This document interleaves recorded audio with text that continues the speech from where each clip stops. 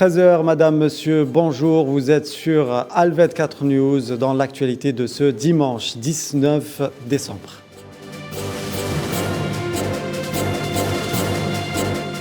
L'Algérie sacrée hier soir championne de la FIFA Arab Cup 2021 organisée au Qatar après un match qui aura tenu toutes ses promesses face à la Tunisie dans une finale 100% maghrébine. Retour sur ce match tout à l'heure.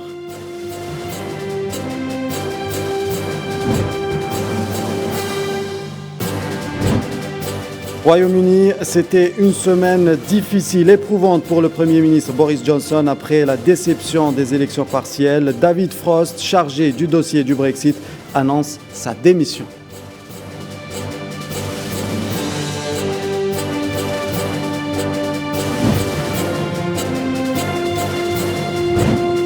Santé, les fêtes de fin d'année menacées en Europe. Plusieurs pays annoncent des restrictions sévères dans une tentative d'endiguer la propagation du Covid-19.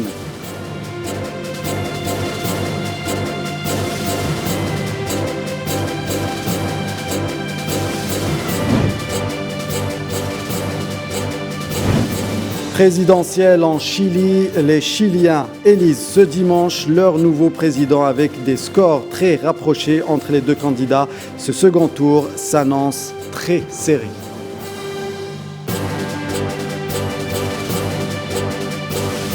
On ne s'en pas fait attendre, en commençant par le président de la République algérienne Abdelmadjid Tebboune via Twitter. Félicitations aux champions de la compétition arabe.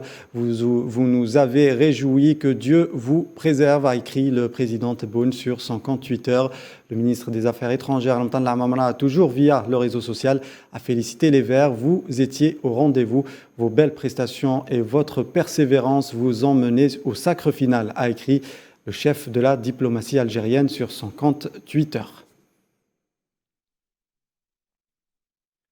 Et le président de la République, Abdelmadjid Tebboune, qui a reçu samedi soir un appel téléphonique de Kais Saïed, président de la République tunisienne, qui l'a félicité à l'occasion du sacre de la sélection algérienne de football à l'issue de la Coupe arabe, a indiqué un communiqué de la présidence.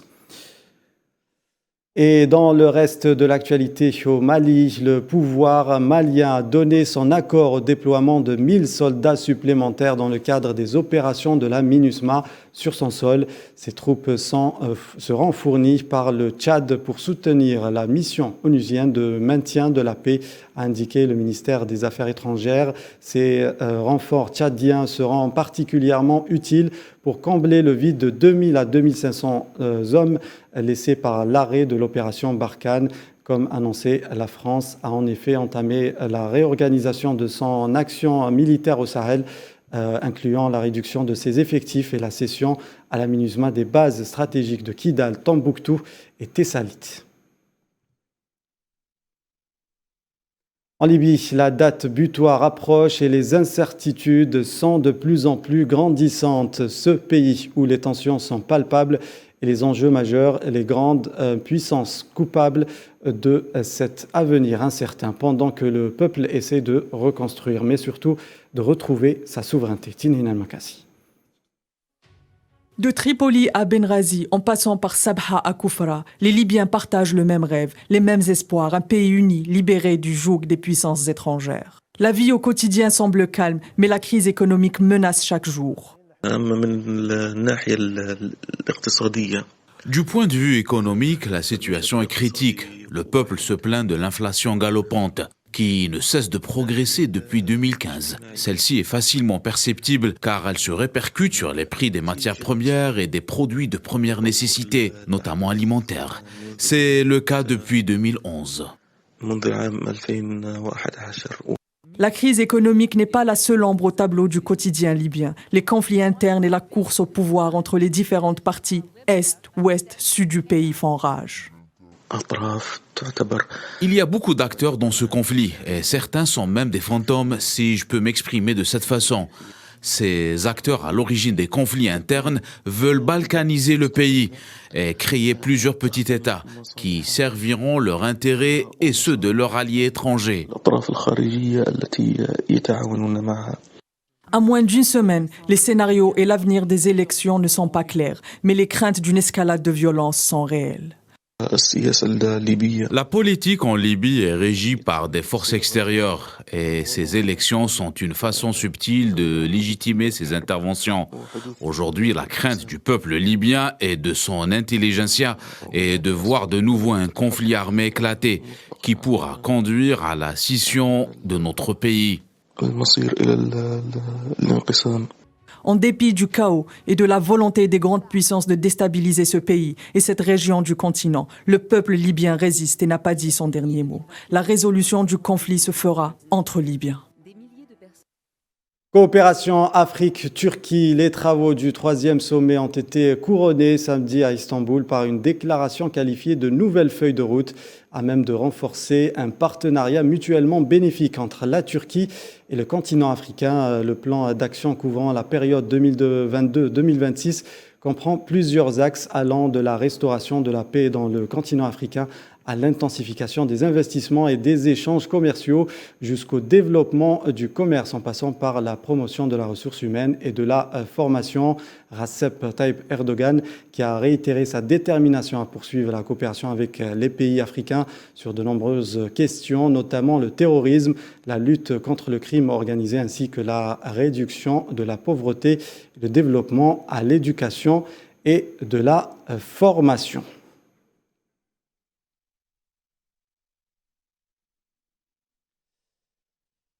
Et puis, suite à la demande du président nigérien Mohamed Bazoum à la France d'ouvrir une enquête sur les heurts qui se sont déroulés à la fin de novembre sur la route du convoi militaire de la France Barkhane et qui a fait 3 morts, l'armée française répond avoir déjà mené une enquête interne.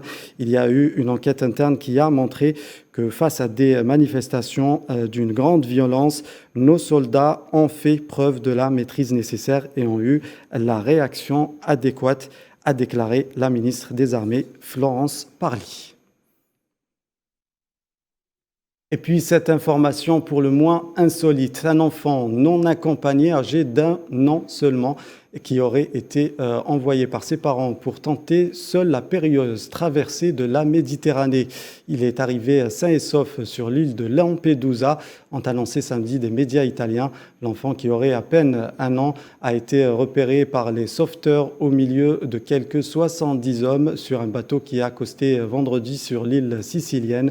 Selon le quotidien La Repubblica, selon l'Organisation internationale pour les migrations, quelques 1340 personnes sont mortes en tentant la traversée de la Méditerranée centrale depuis le début de l'année. Direction le Royaume-Uni à présent, c'était une semaine difficile, éprouvante pour le Premier ministre Boris Johnson après la déception des élections partielles. Le cabinet de Downing Street a déclaré la démission de David Frost, chargé du dossier du Brexit, suite à un désaccord avec le gouvernement. Plus de détails avec Amin Tota. Over the past year, we have shown that vaccination is the key to be... Un nouveau revers pour Boris Johnson et son gouvernement. Après le scandale des entraves sanitaires et la défaite des législatives partielles, c'est au tour du secrétaire d'État chargé du Brexit, David Frost, qui a présenté sa démission samedi 18 décembre. Une démission confirmée par Downing Street qui a évoqué un différend politique entre Frost et Johnson. The home of free trade, the home of free markets. L'ancien diplomate était chargé des pourparlers entre l'Union européenne et le Royaume-Uni pour la sortie de Londres de l'espace européen. Et sa démission survient dans un contexte de négociations difficiles avec Bruxelles, notamment pour ce qui est du chapitre Irlande du Nord. Outre le dossier européen, la crise sanitaire a malmené Boris Johnson ces derniers jours, avec plus de 90 000 infections enregistrées ces dernières 48 heures, tous variants confondus. Une situation qui a poussé Londres à miser sur la vaccination et la réintroduction du port de masque dans les lieux publics. 2 ans après sa victoire électorale, le chef du gouvernement britannique semble fragilisé et sa popularité en déclin au profit de l'opposition travailliste. L'ex-président emprisonné de la Géorgie, Mikhail Saakashvili, souffre de graves troubles neurologiques, conséquences des tortures et des mauvais traitements subis en détention, a affirmé un conseil indépendant de médecins recommandant des soins appropriés. Arrêté le 1er octobre à son retour de 8 ans d'exil en Ukraine, Mikhail Saakashvili a refusé de s'alimenter pendant 50 jours afin de protester contre son incarcération pour une condamnation pour abus de pouvoir dont il dénonce le caractère politique. Santé, l'Europe fait face à une nouvelle vague de contamination au Covid-19. Certains pays ont même annoncé l'annulation pure et simple des fêtes de fin d'année qui se rapprochent à grands pas. Iman Malet. À l'approche des fêtes de fin d'année, la joie ne sera probablement pas au rendez-vous pour cause. Restrictions renforcées en raison de la pandémie du Covid-19. Les Pays-Bas, la France ainsi que l'Allemagne se préparent à des mesures restrictives qui risquent de mettre en péril la tenue des festivités. Confinement pour les uns, rassemblement interdit pour les autres, une triste fin d'année se dessine. En France, face à la hausse des cas du Covid-19, le Conseil scientifique recommande de renoncer au rassemblement dans des lieux clos où le port du masque est quasi impossible en présence de boissons et de nourriture.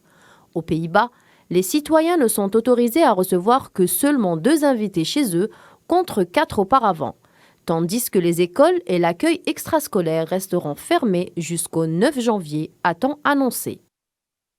Affectée par une flambée de contamination, l'Allemagne a quant à elle classé vendredi la France et le Danemark comme zone à haut risque. Pour tenter de limiter la propagation du variant sur son sol, une période de quarantaine sera imposée aux voyageurs non vaccinés en provenance de ces pays. Dès aujourd'hui, la mesure s'appliquera également aux voyageurs venant de Norvège, du Liban et d'Andorre. Un test pourra être effectué au 5e jour. Citoyens et commerçants ne cachent pas leur déception. Omicron aura réussi encore une fois à entraver l'organisation d'événements pour clôturer l'an 2021 en beauté et accueillir la nouvelle année en toute sérénité. Et puis, cette étude réalisée par les scientifiques de l'Imperial College London estime que le risque de réinfection avec le variant Omicron est 5,4 fois supérieur à celui du variant Delta. La protection qu'une infection au Covid confère face au variant Omicron ne serait que de 19%. Toujours selon cette étude, il n'y a pour le moment aucune preuve qu'Omicron ait une gravité inférieure à celle du variant Delta. Impossible donc de conclure à ce stade qu'Omicron serait moins dangereux que le variant Delta. Au moins 12 personnes ont été tuées et 13 autres blessées samedi dans une explosion causée par une fuite de gaz à Karachi, une ville portuaire du sud du Pakistan, a indiqué la police. L'explosion s'est produite dans un bâtiment abritant une banque dans le quartier de Shershah. Les images publiées sur les réseaux sociaux et à la télévision montrant un immeuble de 2 étages aux fenêtres et aux portes totalement soufflées et des documents dispersés sur une large étendue. Les voitures et les motos garées à proximité ont également été endommagées. Au terme d'une campagne pour le moins tumultueuse, les Chiliens élisent ce dimanche leur nouveau président et doivent choisir entre 2 candidats antagonistes avec des scores très rapprochés entre les 2 candidats. Ce second tour s'annonce très serré. Les explications de Leïla Gertal. Il s'agit du second tour qui se joue essentiellement entre 2 candidats principaux que tout oppose. Commençant par la gauche, l'ancien leader estudiantin Gabriel Boric, arrivé en 2e position au premier tour de la présidentielle avec 25% des votes. En face, il y a son rival de l'extrême droite qui le dépasse de très peu avec 27% des votes.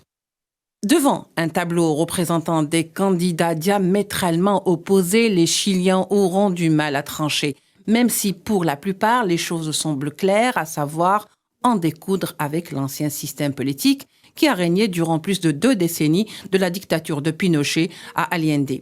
Le vote dans ce cas-là sera de gauche pour les conservateurs d'extrême droite représentés par José Antonio Cast. La carte de la peur, de l'insécurité suffit pour détourner aux votants leur bulletin du camp des gauchistes, représenté par Gabriel Boric. Ce dernier a fait de l'espoir contre la peur son leitmotiv de campagne. La peur était le spectre brandi par la droite qui veut conserver les anciennes pratiques. L'espoir est tout simplement cette jeunesse avide de changement mais qui doute. Bref, deux modèles de société s'affrontent sur fond de crise sociale et sanitaire et sur fond d'inflation à 6%, conjuguée à une très forte proportion d'indécis et à une nouvelle constitution qui pourrait revoir les prérogatives du futur président. Ceci rendra la tâche très difficile au futur président.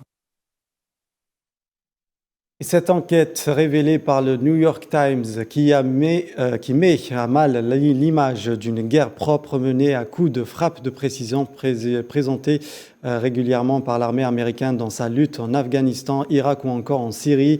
La guerre aérienne américaine a été marquée par des renseignements défaillants, des tirs de missiles hâtifs et imprécis et la mort de milliers de civils, dont de nombreux enfants, conclut le journal. Dans cette enquête basée sur 1300 rapports du Pentagone sur des incidents obtenus par le quotidien américain dans le cadre de la loi sur la transparence dans les administrations, en 5 ans, l'armée américaine a mené plus de 50 000 frappes aériennes en Afghanistan, Syrie et Irak. Elle a admis avoir accidentellement tué 1417 civils dans des frappes aériennes en Syrie et Irak depuis 2014. En Afghanistan, le chiffre officiel est de 188 civils tués depuis 2018. Aux États-Unis, le gouverneur du Texas a décidé de lancer lui-même la construction d'un mur à la frontière avec le Mexique. Greg Abbott estime que la Maison-Blanche n'agit pas suffisamment contre l'immigration clandestine. Il a déclaré, je cite, « Nous avons les cartels de drogue, le trafic d'êtres humains, du fentanyl qui arrivent par la frontière tous les jours. Il y a des malheurs parce que l'administration Biden ne fait pas ce qu'il faut pour sécuriser nos frontières. C'est donc le Texas qui fait le travail du gouvernement fédéral. » Fin de citation. Greg Abbott qui a toujours soutenu, rappelons-le, le projet du mur initialement porté par Donald Trump. Et puis, 10 jours après le passage des tornades sur les communautés du sud-est et du mid-ouest des États-Unis, les opérations de nettoyage semblent être interminables. Elles pourront prendre des mois, voire des années, et l'évaluation des dégâts prendra un temps considérable. Les détails avec Amal Amzian Zitouni. Matériaux de construction et de démolition, véhicules, ordures ménagères, produits chimiques, arbres, végétation et autres. Ce sont les débris et déchets entraînés par les tornades meurtrières qui ont durement frappé les États-Unis les 10 et 11 décembre derniers. La gestion d'énormes quantités de ces déchets constitue l'un des principaux défis que doivent relever les collectivités à la suite d'une telle catastrophe naturelle. Souvent, cette tâche dépasse les capacités des gestionnaires de déchets locaux. Selon les rapports des spécialistes en urbanisme et de gestion des déchets, il s'agit d'un problème essentiel et insuffisamment étudié. Vu que les catastrophes vont continuer à se produire et les pertes qu'elles occasionnent vont continuer à augmenter. D'où le besoin urgent de mettre de meilleures stratégies pour traiter les montagnes de déchets que ces événements laissent derrière eux. Intempéries toujours, mais aux Philippines cette fois-ci, et le bilan qui ne cesse de s'alourdir suite au passage du super typhon Rai. Au moins 75 personnes ont perdu la vie selon des bilans officiels publiés dimanche. Pour rappel, plus de 300 000 personnes ont dû quitter leur foyer à la suite du passage de la tempête la plus violente de l'année dans le pays.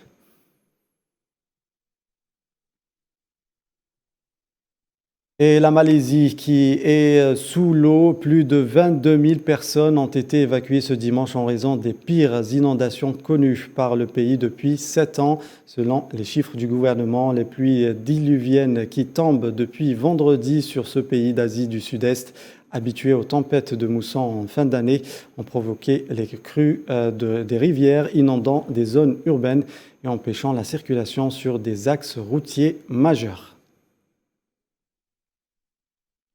Économie, la Banque centrale américaine pourrait relever ses taux au printemps. La Russie, la Turquie et certains pays de l'Amérique latine ont tous annoncé cette semaine une hausse de leurs taux directeurs pour lutter contre la hausse des prix. La Banque centrale européenne, en revanche, n'envisage pas d'augmentation des taux en 2022. Les détails avec Mohamed Wali Ben Chaben. La politique monétaire américaine a contribué à faire baisser les marchés financiers. Les grands indices en Europe ont en effet fini dans le rouge à l'exception de Londres. Paris a rechuté de 1,12%, Francfort de 0,67% et Milan 0,75% alors que le variant Omicron poursuit sa propagation à un rythme inquiétant. La Banque centrale de Russie a augmenté pour la 7e fois consécutive son taux directeur d'1 point à 8,50%. Objectif, ramener l'inflation à 4%. Confrontée à une hausse de prix de 21% sur un an, la Turquie, qui avait refusé jusqu'à présent de relever les taux d'intérêt et d'infléchir sa politique monétaire, a également déclaré qu'elle allait augmenter ses taux directeurs. L'annonce a fait baisser la livre locale, déjà en chute libre depuis plusieurs semaines. Secoué par une crise sans précédent, le PIB au Liban s'est contracté de 40% en 2 ans. Les prix des aliments se sont envolés de 2067% depuis fin 2018. À cause de cette inflation, la livre libanaise a perdu 29,27% en 2 ans. En Amérique centrale, la Banque centrale du Mexique a annoncé une 5e hausse consécutive de son taux directeur de 0,5% à 5,5% face à l'inflation annuelle, à son plus haut niveau depuis 20 ans. Si le FMI a salué la décision de la Banque centrale américaine, elle a pointé le risque d'une hausse brutale des taux d'intérêt pour les pays émergents. Et l'Office algérien interprofessionnel des céréales aurait acheté près de 700 000 tonnes de blé meunier d'origine multinationale dans le cadre d'un appel d'offres international. C'est ce qu'ont annoncé hier des négociants européens en blé à l'agence Reuters. Les détails avec Mohamed Wali Benchapen. L'Office algérien interprofessionnel des céréales aurait acheté près de 700 000 tonnes de blé meunier d'origine multinationale. Selon des révélations des négociants européens en blé, après la clôture de l'appel d'offres, les estimations du prix d'achat étaient encore $373 la tonne, coût et fret. Les mêmes négociants ont déclaré qu'ils ne s'attendent pas à ce que le blé acheté par l'Algérie soit d'origine française. L'Algérie, dans le cadre de sa nouvelle politique, tente de se libérer d'exporter les céréales d'origine française et de briser surtout le monopole de ce marché. Premièrement, pour qu'il y ait plus de liberté sur les appels d'offres et surtout plus de clarté lors de la négociation des prix. Car le marché algérien des céréales est considéré comme le plus grand marché avec l'Égypte à travers le monde. L'assouplissement des critères pour le blé importé par l'Algérie pourrait bien profiter aux origines mer Noire, en particulier Russie. Au détriment des blés français, cette décision s'inscrit dans la crise diplomatique qui oppose depuis octobre la France et l'Algérie. L'Algérie est devenue une destination de l'importation des céréales. C'est pour cela que l'Algérie doit jouer son rôle convenablement avec tous les pays, tels que la Russie, le Canada, la Lituanie et la Suède. Le plus important est de surveiller techniquement le processus d'acquisition pour l'intérêt de tout le monde. Les origines probables à fournir pourraient inclure l'Allemagne, la région de la mer Baltique, avec peut-être certaines quantités de Suède, la mer Noire dans l'Ukraine et aussi l'Argentine. Culture à présent, le 18 décembre 1973, l'Assemblée générale des Nations unies avait adopté la langue arabe comme 6e langue officielle de l'organisation. Depuis ce jour, la journée mondiale de la langue arabe est célébrée chaque année. Amela Becha. De la côte de l'Inde à la péninsule ibérique en passant par la route de la soie, la richesse de la langue arabe révèle de ses liens avec d'autres langues du monde. Dans l'histoire des civilisations, elle a joué un rôle important. La diffusion des sciences et philosophies grecques et romaines en Europe marque l'évolution du monde. Le Haut Commissariat de la langue arabe célèbre cette journée mondiale sous le thème choisi par l'UNESCO cette année.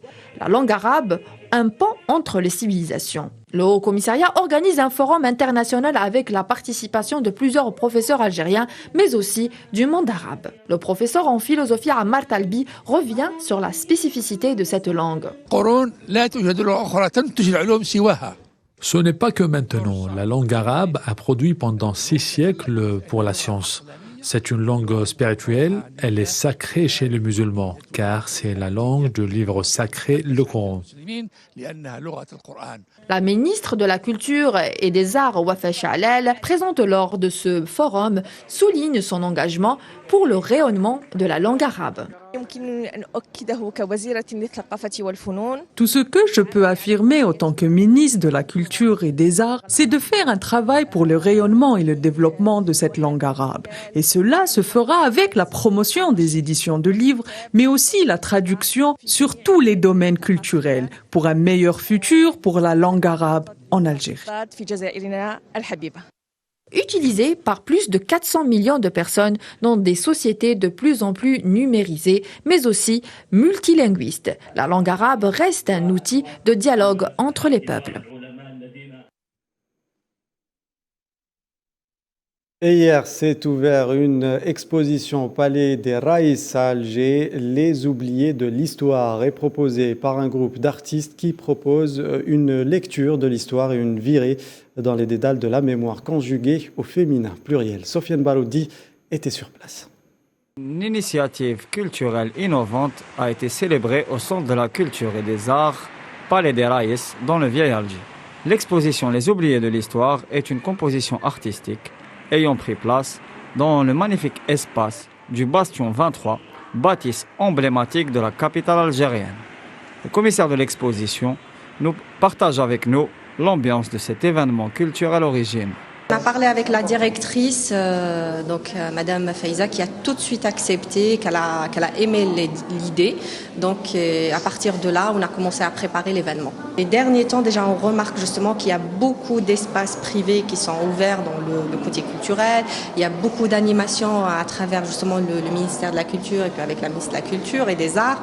Donc les dernières années, moi je trouve qu'il y a une grande effervescence dans le sens où la culture. Donc déjà la politique du président, c'est l'économie culturelle. Babsman était présent à cette manifestation artistique par une proposition picturale autour du volet mémoriel. Le rôle des femmes dans la résistance populaire et dans la guerre de libération nationale y est mis en exergue, donnant un panorama dissonant à des événements historiques vus sous un angle différent, celui de l'altérité tendant irréductiblement vers l'égalité. Les femmes algériennes, à l'heure de l'écriture de l'histoire, et la résistance au féminin. Tout est dans l'intitulé, le décor est dressé et le temps déterminé. Babsman est un site d'histoire, donc forcément tout ce qui est travail pour la mémoire, c'est lié, c'est forcément lié. C'est vrai que c'est une passion d'un point de vue personnel, c'est aussi mon domaine de formation. J'ai la chance de pouvoir en vivre. Donc oui, et après, étant donné qu'on est dans un pays qui est encore en train de se construire, de construire les bases pour son avenir, donc forcément l'histoire a une grande importance chez nous. La lutte contre le terrorisme intégriste était aussi au rendez-vous, en revivant la mémoire des femmes victimes, comme tant d'autres, de la haine, pour avancer là où l'apaisement et le pardon sont nécessaires, mais où l'oubli est proscrit. C'est une exposition de femmes combattantes qui ont passé avec moi des longues années en prison. Nous avons fait parfois 7, 8, 9 prisons, cellulaires surtout, des cellulaires. Ce sont des femmes combattantes qui ont pris les armes à la main un beau jour où, un 1er novembre, il n'y avait pas homme ou femme. C'est le peuple qui s'est lancé dans l'engagement. Aux côtés de ces propositions, une exposition de peinture a pris corps dans le décor du Palais des Raïs, à la beauté médiévale captivante. Les gardiens du temple, proposés par l'artiste peintre Fatma Zahra Bouaouni, nous invitent à faire la connaissance de celles qui transmettent la mémoire. Ces héroïnes de l'ombre qui véhiculent et protègent depuis des générations un héritage qui résiste au temps et qui le fait et le défait en le conjuguant au passé, au présent et au futur. récit qui est composé de 3 parties. Alors la partie dans laquelle vous retrouvez mes œuvres, j'ai dénommé présent. Vous allez retrouver les œuvres des enfants que j'enseigne et que je trouve que c'est le meilleur investissement qu'on puisse faire avec les enfants. Je suis prof de lettres, retraitée, et je me suis mise à la peinture après ma retraite. Voilà, j'aime bien représenter les paysages, je fais un peu de tout, je fais de l'ancien, du moderne. L'exposition est ouverte au public et durera encore un moment pour le bonheur de tous les amateurs d'art et de toutes les passionnés d'histoire. Voilà, c'est la fin de cette édition. Merci de nous avoir prêté attention. Tout de suite, la météo présentée par Madame Zienne Zitouni. C'est Nabila Houssine qui vous donne rendez-vous pour l'édition de 19h. Bonne suite des programmes sur Al 24 News. À demain.